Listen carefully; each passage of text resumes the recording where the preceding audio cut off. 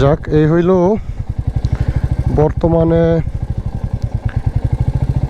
আমি এই পাশ দিয়ে যাই, বগালেক যাওয়ার, রুমা যাওয়ার রাস্তা এই অবস্থা।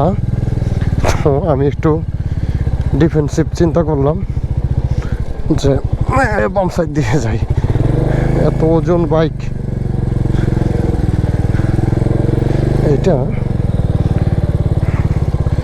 বৃষ্টির পানির সাথে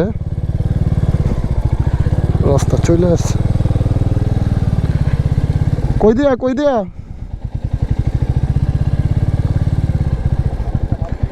এই হইল অবস্থা।